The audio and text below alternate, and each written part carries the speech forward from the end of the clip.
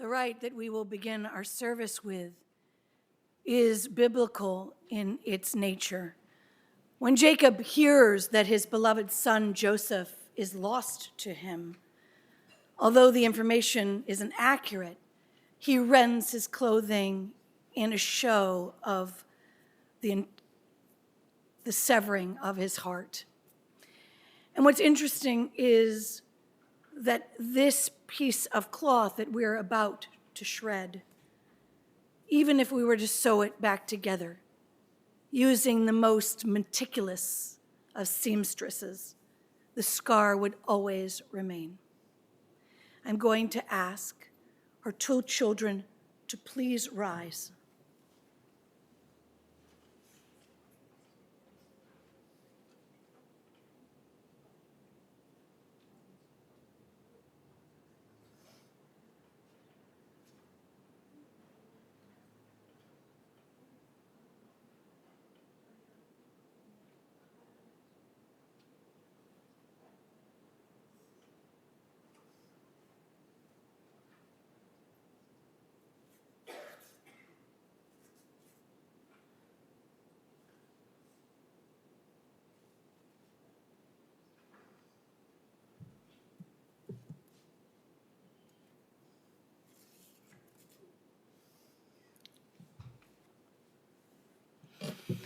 Shiviti Adonai l'neidet hami kimimini balimot Lechem samach libi yagel kevodi af besari yishkon lavetach ki lo tazom nafshi lishul לא תיתן חסדך לראות שחט, תודיעני אורח חיים, אורח חיים. סובה שמחת את פניך, נעמוד במין הנצח, שביתי אדוני לנגד תמיד, כי ממני באמות. I have set the eternal always before me. God is at my side, I shall not be moved. Therefore does my heart exult and my soul rejoice. My being is secure. For you, God, will not abandon me to death, nor let your faithful ones see destruction. You show me the path of life. Your presence brings fullness of joy. Enduring happiness is your gift. Death has taken our beloved Phyllis.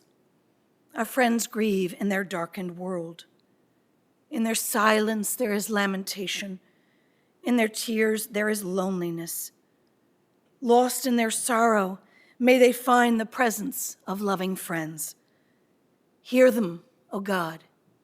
Be with them. For Phyllis's love that united us in life and which death cannot sever,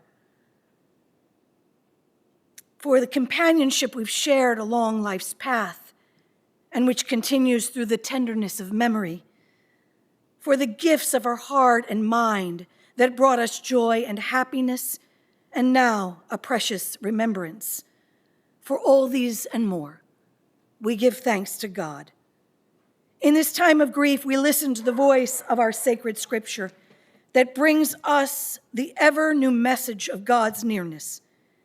It tells us of our kinship with the Creator in light as in darkness, in joy as in sorrow, in life as in death. Inside of the pamphlet you are given at the front door, you'll find the words of the 23rd Psalm. In just a moment, we are going to read them.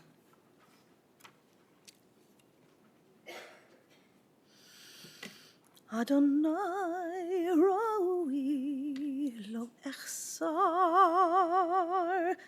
Bino dashan yibartseni almei menuhat yenaleni nafshi shovev yacheni b'maglet tzedek leman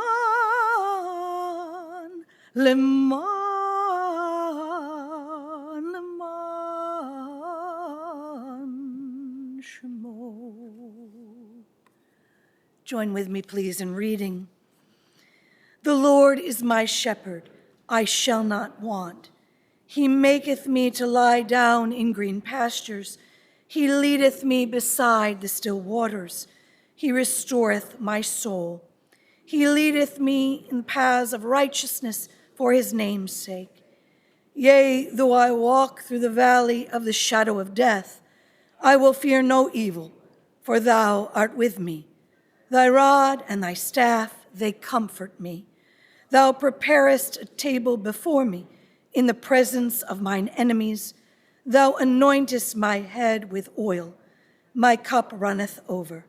Surely goodness and mercy shall follow me all the days of my life, and I will dwell in the house of the Lord forever. Because of the impression that our beloved Phyllis made on every person she came into contact with, there are a series of hespedim. First, her beloved son Howard, and then her amazing daughter Janice, her beloved niece Elise, followed by family friend Jill Gardner, and then finally daughter-in-law Jeannie.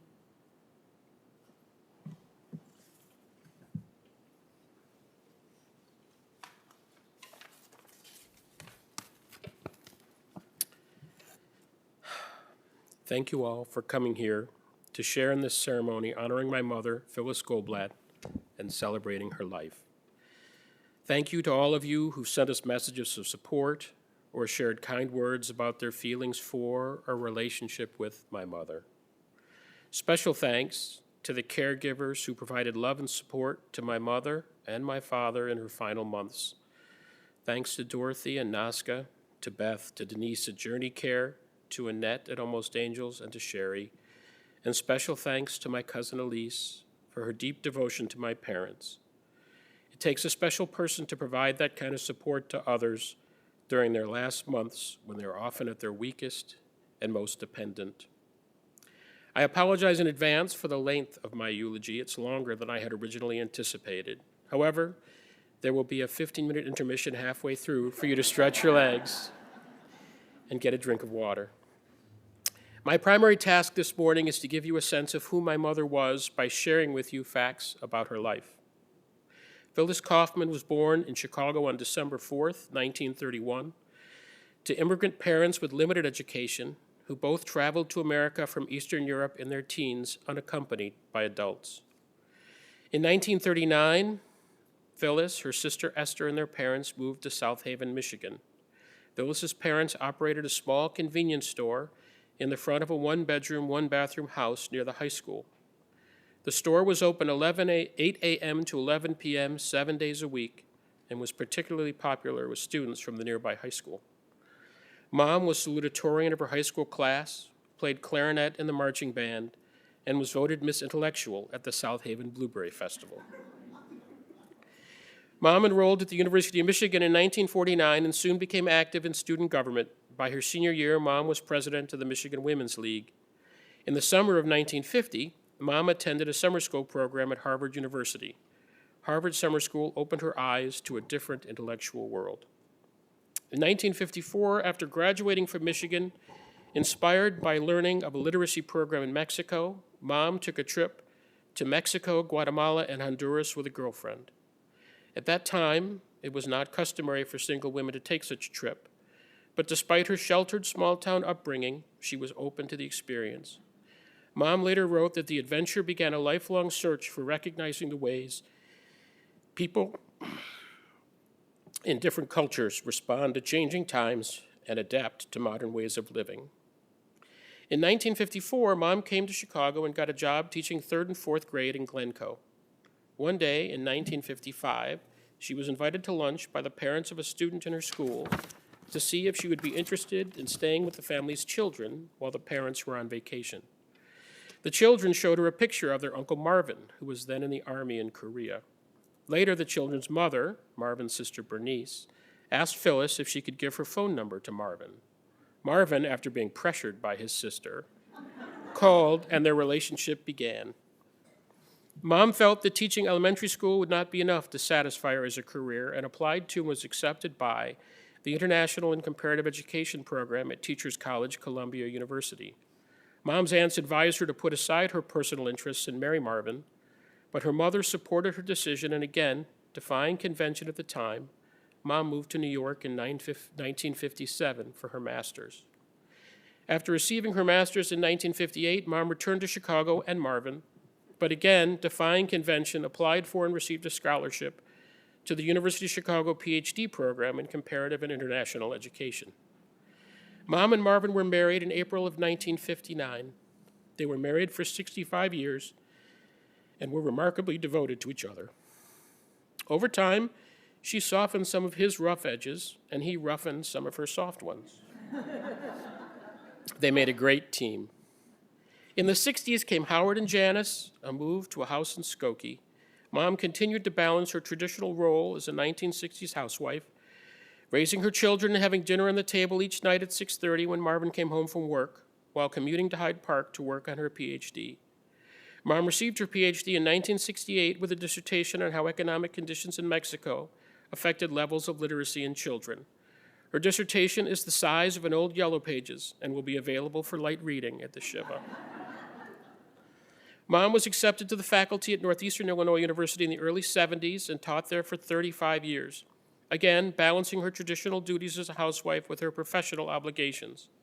In addition, in 1970, due in part to her father's advanced Parkinson's disease, Marvin offered to expand their house in Skokie to include an in-law suite, and Mom's duties were expanded to include taking care of her elderly parents. She would often wake up at 1 or 2 in the morning to grade papers or prepare lesson plans before starting her official day, getting her children ready for school. In the 80s and 90s, Mom and Dad began to travel the world, often with their dear friends, Miriam and Elliot Lyon. They did not limit themselves to traditional destinations like London or Paris.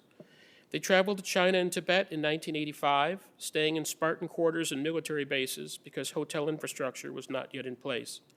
They traveled to Burma in 1989, where they were advised to bring cartons of cigarettes and bottles of scotch for barter and bribes, as cash was not always useful.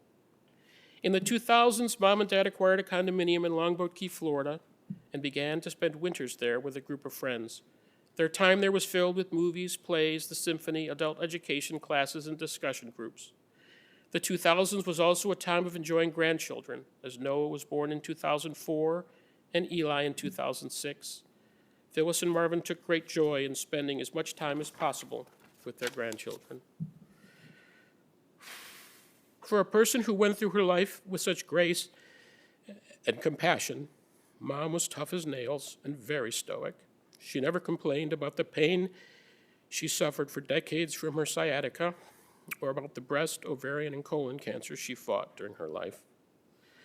Mom's intellectual curiosity never waned, and her interests were seemingly limitless. She was a profoundly thoughtful person and a deep thinker. In her 70s and 80s, she began thinking about readjusting her life goals to projects she could accomplish in her remaining years. I would like to end by providing you with a glimpse into her thought process by sharing with you a remarkable essay Mom wrote in 2022, reflecting on that time of her life, if I can get through it. Formerly, in thinking about the meaning of my life, I spoke about being on a path upward and finding my way with inspiration, buoyed by lessons from beloved family and friends. Now, however, in my 90s, I no longer see a path, but a prism. This means the ends are no longer clear. The new onslaught on my body, the occasional cloudiness in my mind, the wavering strength of resolve, calls upon a new way of understanding life's path, how to conclude, how to convey thoughts and feelings, as well as summarize points of life throughout this long journey. Two oases, sources of replenishment and strength, have been the enduring love of my family and friends and the astounding revelations of the natural world. At this time of my life, my body is failing. My independence of movement and thinking is faulty. Being efficient, keeping order in living arrangements and responding to the needs of friend and family. I do not have the answers. This is an attempt to describe a state of being. I feel inclined to avoid gathering energy to live a day in an ordinary way, instead preferring to read, to sit, to think, to rest, to be with dear ones, to observe and marvel at nature, to savor a good cup of coffee, to appreciate interesting conversation and friendship and always be buoyed in thinking about the love in my life, to remember the gifts of remarkable people with whom I've shared life's experiences. The challenge is to keep alive, the will to mobilize, to tidy the house, to drive the car, to do errands, to clear the desk, to sort through endless requests for contributions, to follow up with friends with phone calls and visits, to keep in closer touch with dearest family members, to return kindnesses, to reach out to many who need friendship and attention, to read and learn, to fill in gaps in the tapestry of my worldview, and to keep abreast of the times. What is missing is more guidance and the search for a deeper understanding of the meaning of my reading and experiences and the underlying narrative. What I do know and see as a mission is to close off some of the doors, to meditating on my own life and concentrate on how I can still use my waning awareness and energy to respond to people I care about who are near and dear to me. I love you, Mom. I will miss you. Thank you.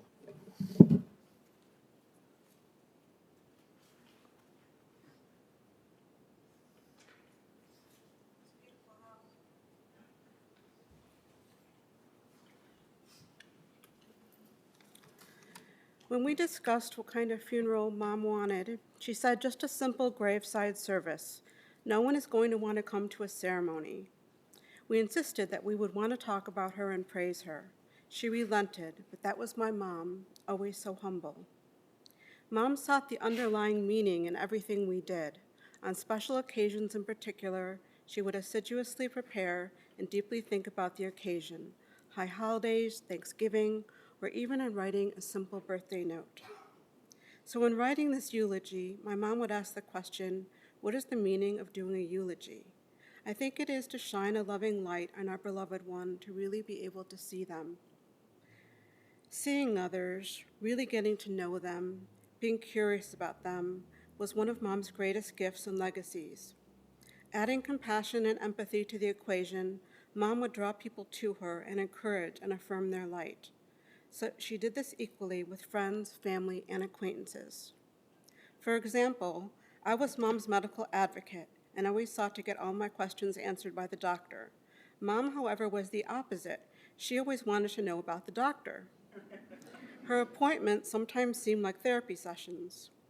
I remember a primary care doctor who I saw in Longboat Key and who I found to be very gruff, stern, and taciturn. Mom went to see her and came out smiling. What a lovely woman, she said. I was in disbelief. Oh, she's had a difficult life, Mom said. She has a lot going on with her practice and her finances. It must be difficult for her to do her job. That was my mom. Mom's search for meaning and her questions went beyond people and extended to her deep love of nature, books, her teaching, her travels, and conversation. Growing up, she asked Howard and I to always keep up with the news or current events so we would have something meaningful to bring to the dinner table. Even in her last days, Mom would be the one in the group keeping the conversation going with her questions. I found her to be fascinating. One evening on Grove Street, I unexpectedly heard rock and roll music coming from Mom's bedroom. I was amazed to find her swaying excitedly to Bob Dylan's classic Like a Rolling Stone. Mom, when did you start listening to this? I exclaimed. It turns out Bob Dylan had just won a Nobel Prize for poetry, and she wanted to know why. She and Dad ended up covering Dylan for her interesting discussion group in Longboat Key. I think I'll tackle Keith Richards' autobiography next, she said. Even though she came from humble beginnings, growing up in the back of her parents' store, when looking back on her own life, she was amazed at the extraordinary life she had lived. From my grandparents, she was infused with the sense that the world was her oyster and all she had to do was imagine and work hard. Her curiosity took her to the University of Michigan, to a summer at Harvard, to a master's at Columbia, where she also took anthropology classes with Margaret Mead, and to the University of Chicago, where she got her PhD, while simultaneously looking after my dad, 2 kids, and my ill grandparents. She traveled the world with my dad and her dear friends Elliot and the late Miriam Lyon. She sought adventures in going to Iraq with other teachers to learn about the Middle East from another perspective. My mom and I also shared many adventures. I feel very blessed by the unusual circumstances I found myself in when I became ill with a then mysterious chronic illness. My parents immediately, with love, compassion, and strength, opened their home to me when I could no longer live alone. My mom gave me her treasured office with a bay window overlooking her prized garden. I lived with them for 17 years as an adult in my 40s and 50s. Mom said she felt like we were. While living with them, I treasured the almost nightly middle-of-the-night talks Mom and I would have when she couldn't sleep and knew I was awake. Our insomnia-fueled conversations were the best talks we ever had. What a blessing. In Florida, we had fun playing Scrabble. Can you imagine the challenge of playing with my mom?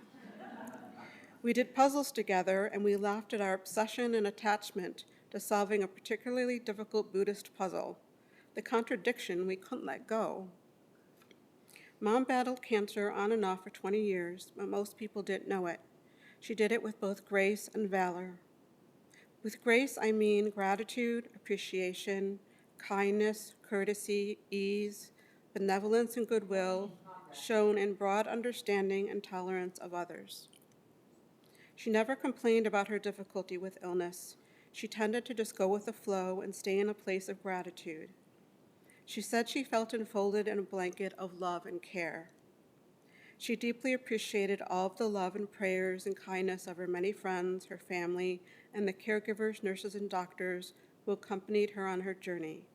And I know she appreciated all of the prayers my friends called the prayer posse gave to her. If you are here or watching on Zoom, please be assured you are someone for whom Mom was grateful. Mom had such a zest for life until the end. It surprised me that even while in hospice, her focus was on joy and celebration. When are we going to have a party, she would ask. She loved our family gatherings the most, with her, my father, Howe and Jeannie, her beloved grandchildren Noah and Eli, the Lewis clan, and Elise, Pingfan, and Joel. She lived for her time with my dad and for our mishpacha. My dad was her greatest love of 65 years, and they were inseparable. We were so grateful that he made it home from the hospital in time for Thanksgiving and then to celebrate Mom's 93rd birthday twice. After that last birthday last Sunday, she was very tired. She was ready to go, and she told her caregiver, "Please let me go. I want to die peacefully." Baruch Hashem, her wish was granted, and she left us peacefully, her last gesture reaching out to hold my dad's hand. May she rest in peace, my beautiful, extraordinary mother and best friend.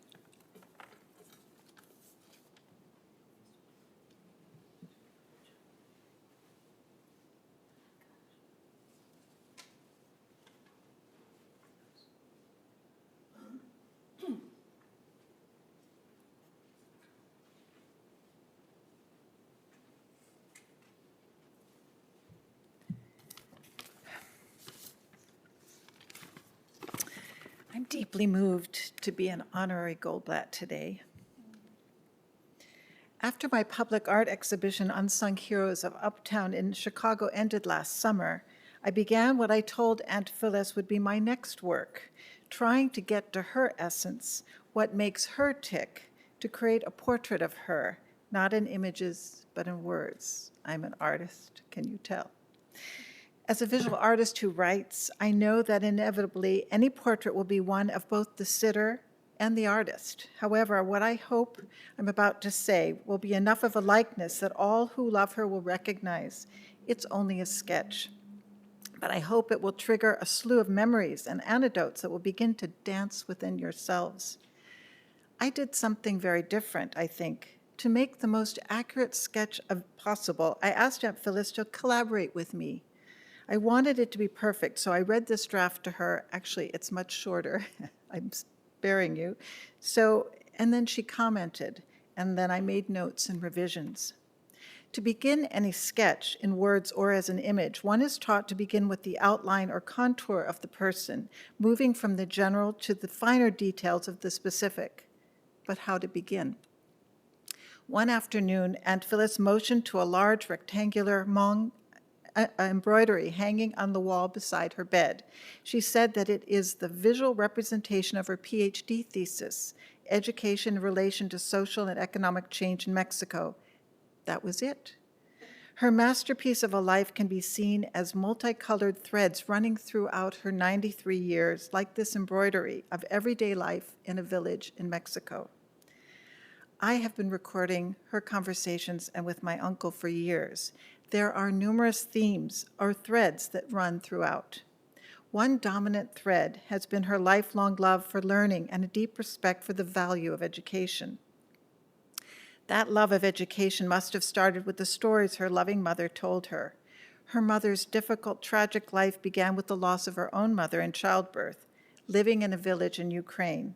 Jenny was sent to take care of another family's children and later brought to America as a young girl. She longed to go to school but missed the chance. As a young girl, Aunt Phyllis also learned the lesson of whatever you do, you should do well. She told one story again and again about reading A Girl of the Limberlost in the backyard when she was a girl. Deep in the story, when she heard her mother calling her Phyllis, her mother wanted her help in the store. I was irritated. I didn't want to leave my book. Bobby insisted that if you're going to do something, you must do it with a good attitude and do a good job. These last few months, Aunt Phyllis returned to this beloved backyard in her mind many times. This must have been a favorite, comforting place her imagination would float to in the last months of her life. This lesson of doing things well with a good attitude showed itself also in the diligence to learn how to play the clarinet. She worked so hard for so many years that her parents invested their precious earnings from their small mom-and-pop grocery store in South Haven and brought her a beautiful clarinet from Paris.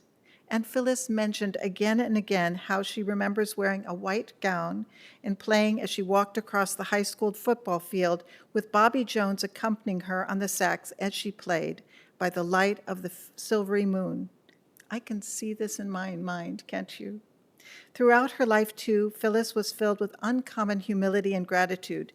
She would always describe herself as the girl who lived behind the store.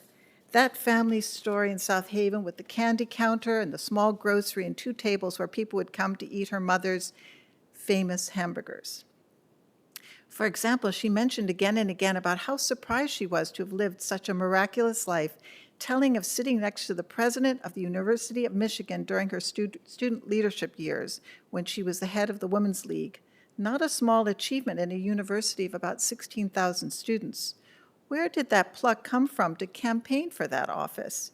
She tells of contacting the sororities and fraternities on campus ahead of time so she could plant her small wooden stool on the grounds and tell why they should vote for her. Her mother's funding of elocution lessons when she was a young girl would pay off again and again. Ever since I can remember, Aunt Phyllis has shown me an exquisite appreciation for beauty, which strikes me as Asian. For example, I remember how she placed a vase of yellow chrysanthemums on their baby grand piano in their home on Grove Street. It echoed in a Japanese print hung in a perfect diagonal across their pristine living room. From her, I learned about a professor at Columbia, Chang Yi. His class inspired her decidedly Asian sensibility that permeated the rest of her life and homes, even in her detailed, well-researched dinner parties and exquisitely decorated tables in their living room, soon covered with home-cooked culinary feasts from across the globe, and the cultivation of her garden with her profound love of flowers.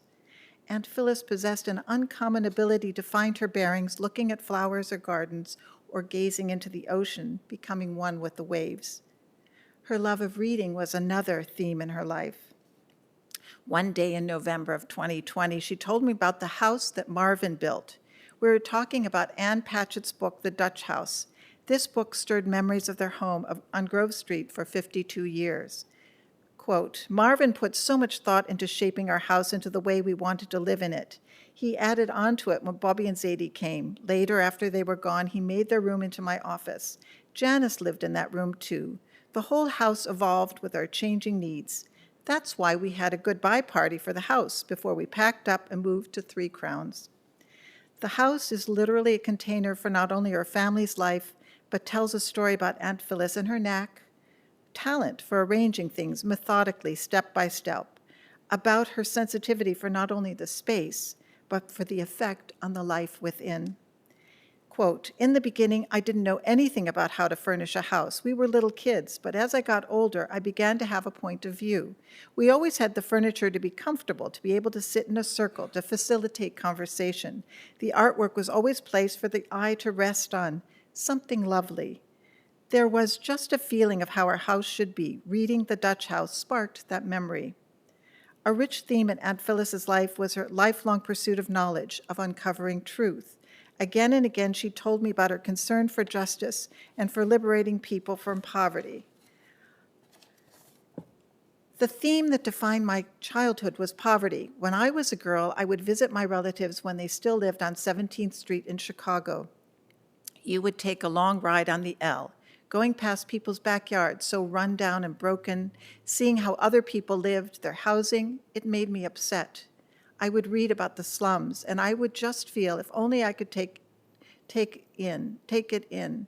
Of course, then there came to pass years later, I learned that the answer was not so simple. Aunt Phyllis was deeply affected by poverty, even as a child. She wrote a term paper about this in high school. Social justice almost ran in her veins. Perhaps she absorbed the conversations that revolved around the Cousins Club meetings. There was always a division between her relatives from the old country. Some were socialist, while others communist. Like all of us, Aunt Phyllis could be self-critical. She worried that people would find her questions intrusive. It was true that they were probing. But she was always interested in getting to the core, the bottom of an issue, but it was not for the reason that people might have thought. Quote, I am not a decider, she once told me. I just want to get more directly to the things that interest me. It's because I'm trying to sort it all out. Since George Floyd's murder, she plunged into a thorough pursuit of African-American authors and books about racism. She had too much intellectual curiosity to not be swayed by others' knee-jerk liberalism. That takes courage. She wanted to be sure she was not biased, to see things from all points of view as clearly as one can. Aunt Phyllis was brave enough to reevaluate her beliefs, even in her last years. That takes courage most do not possess at any age. Having known Aunt Phyllis all my life, I can attest that 93 is just a number. She never stopped asking questions, good, deep, even probing questions, questions that always get to the heart of a subject, questions that make us think harder. And she genuinely wanted to know how we were, how our work was going, etc. I wrote these words at the beginning of a gift I promised her when she turned 92. One day I told her, I will publish her story. It will take many attempts, I know, but I will, like my beloved subject, never give up. What she has taught me is part of who I am. But any portrait of her is like a love affair because I will never stop marveling at who she is and what life means to me, her life means to me. Her life is a masterpiece, but all of us will take what we see in it. Our love is ultimately a reflection of who we are. All I know is that she and my mother were my greatest fans, that she reinforced and enhanced all my good qualities and asked questions that went to the core of who I am and what I care about. She made me think. I will now move forward in her spirit to accomplish all she believed I could do, that we all can do. She made me a better person, as she has for all who've loved her. In many ways, I was her doppelganger, a much more modest version of my dear aunt. I hope I can continue her loving ways, her genuine concern for others and for justice, and her exquisite appreciation of even the smallest gifts of time. Like any human being, my gentle, soft-spoken aunt had fears and worries, but when I asked, she tells a feeling of the love and kindness, like a comforting set of arms holding her close, from her mother and her father and her sister, her aunts, Ida and Rochel and Minnie from the old country. I was always surrounded by love and kindness. She said this again and again. And in her very last, she was surrounded by the love of our family. I want to give Aunt Phyllis her last word. The greatest theme of her life that I believe gave her 93 years was the love she felt from others. I'm not very technical, but I hope this works. One way did she? That was a different kind of way of being in the world. You have a lot of serenity. I wonder where that comes from. I feel so much love for this people in my life, like you. And that's the core. Not that there are hundreds of people, but the small family group Get here. of unquestioned, you don't have to do X, Y, Z to win my approval. So this is the love that she felt from every one of you. Thank you so much.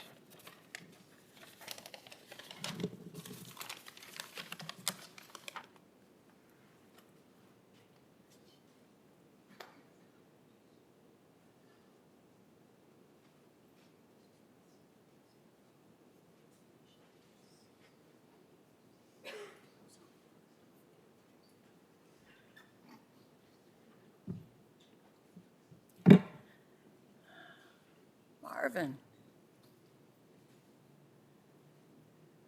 Hi. Hello. 2 days ago, I went to visit Marvin, and we talked for a long time about Phyllis. And while we were talking, mostly I listened, but I said a few things. And Marvin said, I want you to say these things at her funeral. Now, I was quite sure that whatever I was saying would certainly be said by others. And the reason that I was sure of that is because Phyllis was nothing if not consistent. She was the same no matter who you were. You know, I'm not a relative. I didn't travel the world with her like Elliot, or spend 60 years being her friend like Sue. But I cared about her, and she cared about me and Merle. And what I was saying to Marvin that particularly struck him is exactly what Howard ended with, what Janice also talked about, and what Elise just talked about, is that Phyllis was one of the most engaged and engaging people on this earth. Really a one-of-a-kind, unique person who had the constant capacity to put her own needs or feelings or whatever's aside and focus with an intensity on whoever she was talking to. She wanted to know how you felt, what you thought, what you were doing, how it was going, what you were just talking about, Elise, about questions. That was Phyllis. And Marvin wanted you to hear this from me, but I knew that you would hear it from everybody here because that's how Phyllis was. And all I can say is I feel grateful and privileged to have known her. And I know that her memory will always be a blessing to me and to anybody who ever met her. Thank you.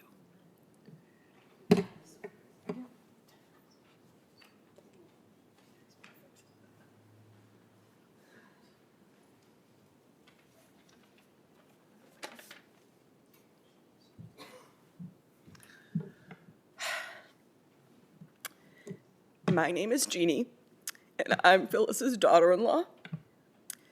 Don't worry, despite all of the recommendations to start with a joke, I'm not going to tell a mother-in-law joke, even though there are hundreds of them online, and a lot of them are really very hysterical. But I'm not going to tell you one because I'm the luckiest woman in the world to have married a nice Jewish boy whose mom was Phyllis Goldblatt.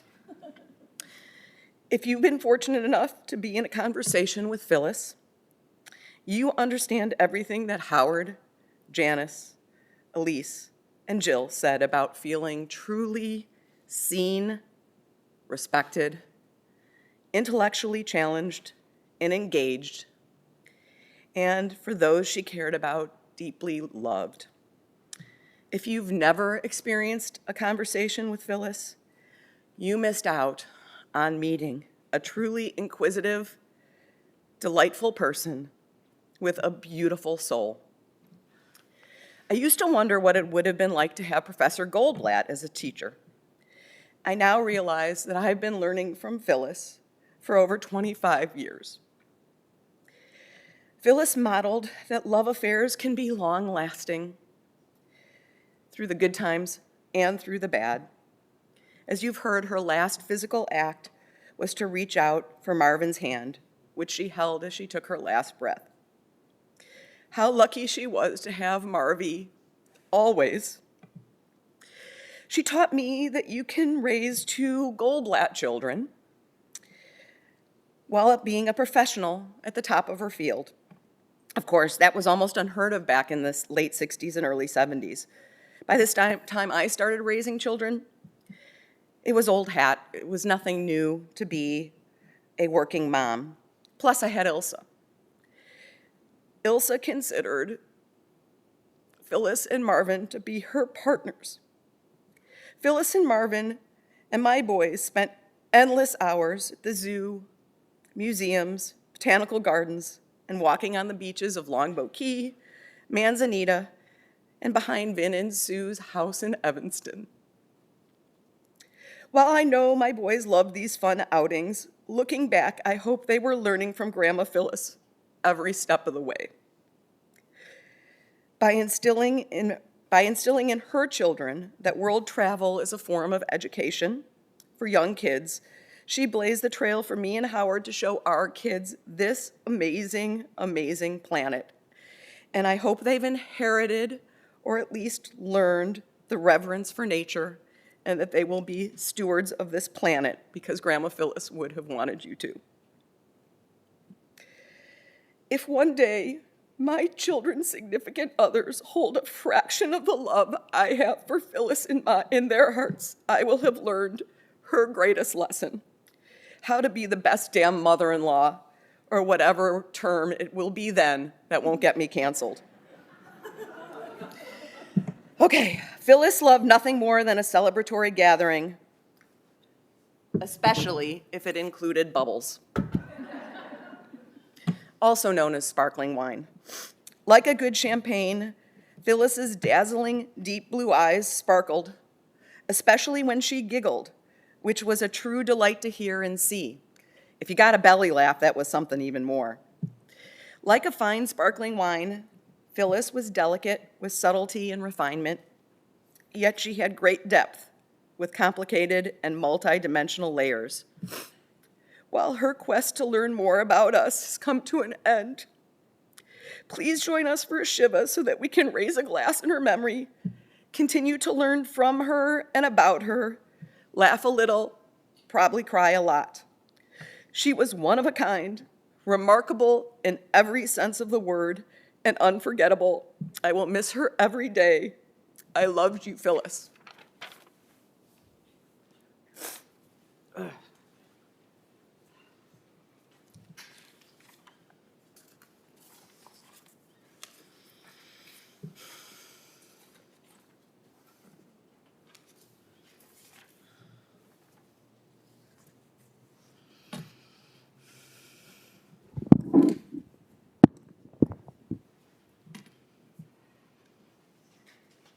I had the great privilege to visit with Phyllis and Marvin regularly over the last 18 months.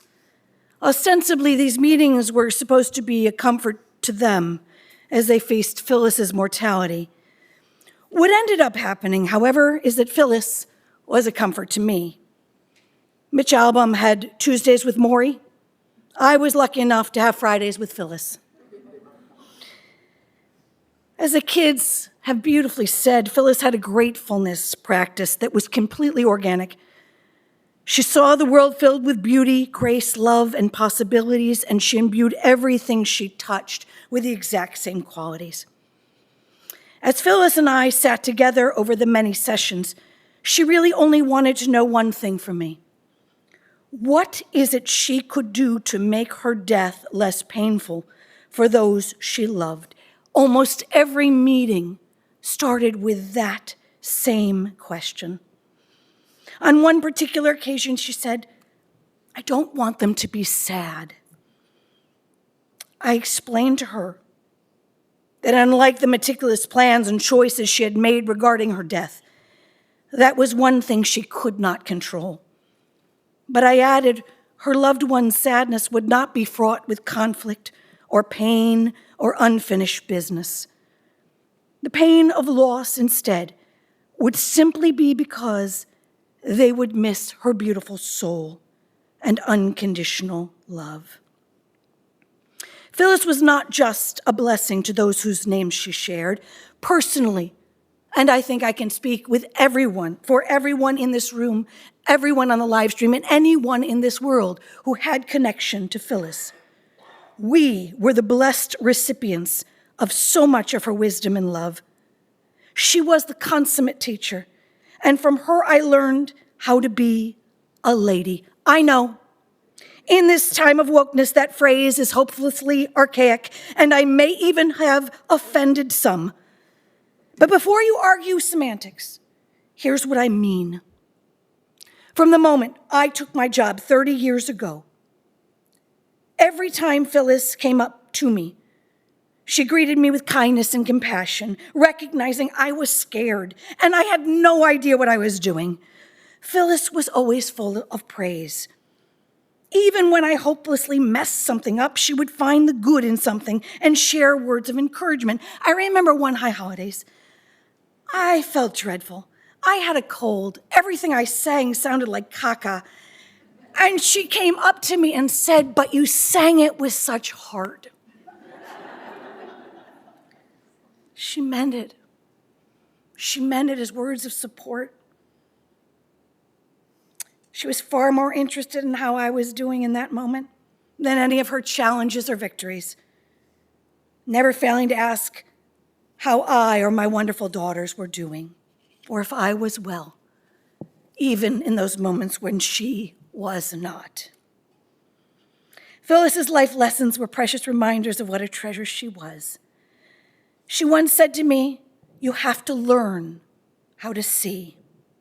And what she meant was there are great blessings around us, but sometimes we walk sightless among them. She also said to me in one of our last meetings, "Who I am and what I love makes me who I am and is what nourishes me." I think of life going on in such a vivid way outside my window, and the presence of these things adds a lot of pleasure to my life. But mostly, I feel grateful for my family.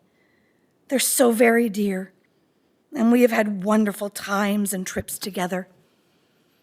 I don't know what words to say to describe my children and nieces who have been so very devoted. And she looked over at that moment to her beloved Marvin and said while looking in his eyes, "Marvin, you are a huge blessing in my life."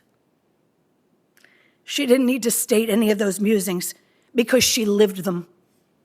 You saw them firsthand. You saw the love for her family. You saw the love for her Marvin. You saw what you meant to her every encounter. And you, Phyllis, have made an indelible print on our hearts, and our lives were better because you were in it. But in your absence, we will take forward all of your beautiful teachings and try to be our highest selves as you have lived. Howard, Jeannie, Janice, Eli, Noah, her beautiful nieces, everyone here whose lives she has touched. she'll be with you. The relationship hasn't died, it's only changed. Her love hasn't died, it's only different. And so, the next time I see a beautiful flower, I will know that is in praise of Phyllis.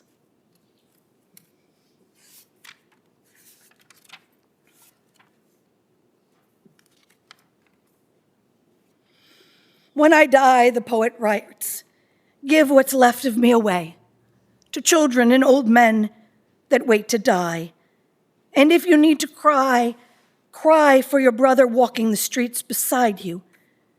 And when you need me, put your arms around anyone and give them what you need to give me. I want to leave you something better than words or sounds. Look for me in the people I've loved or known, and if you cannot give me away, at least let me live in your eyes and not in your mind. You can love me best by letting hands touch hands and letting go of children that need to be free. Love doesn't die. People do. So when all that's left of me is love, give me away. We rise for the memorial prayer. Ilmal rachamim, shochein shochein bamramim, hamseim nucha nuchana, tachat kanfecha shchina, im kdoshim utorim, כזוהר כי המזהירים את נשמת Phyllis בת לואי וג'ני שהלכה לעולמה. בעל הרחמים יסתיריה בשאת כנפיו לעולמים ויתרע ביתרו החיים את נשמתו, אדוני הוא נחלתה, וינוח בשלום, בשלום על משכבה, ונאמר אמן. Inside, if you'll read with me. O God, full of compassion, thou who dwellest on high, grant perfect rest beneath the sheltering wings of thy presence, among the holy and pure who shine as the brightness of the firmament, unto the soul of Phyllis Goldblatt, who is gone unto eternity. Lord of mercy, bring her under the cover of thy wings, and let her soul be bound up in the bond of eternal life. Be God's possession, and may her repose be peace. Amen. Please be seated.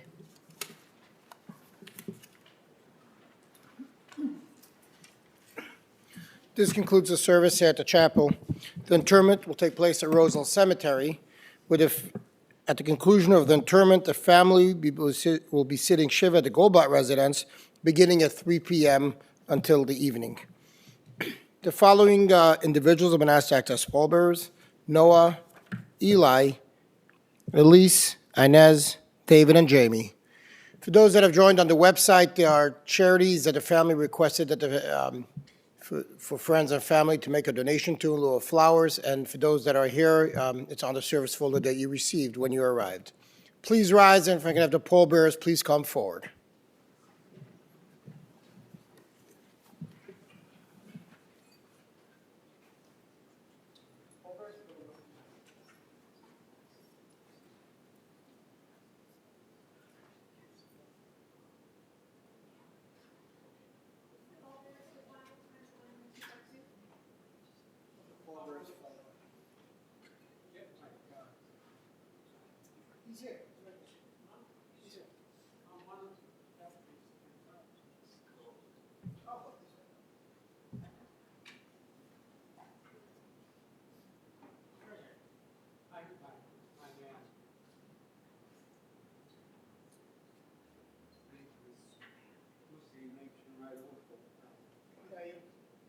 I'm okay. I got a good guy here. Okay. Like,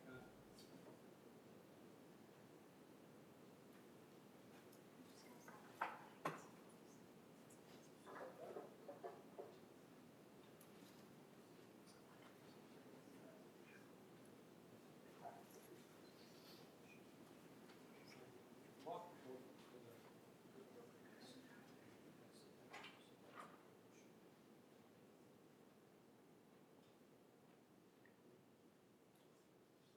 Stand, stay close. Ladies and gentlemen, once the family has left the chapel, you may return to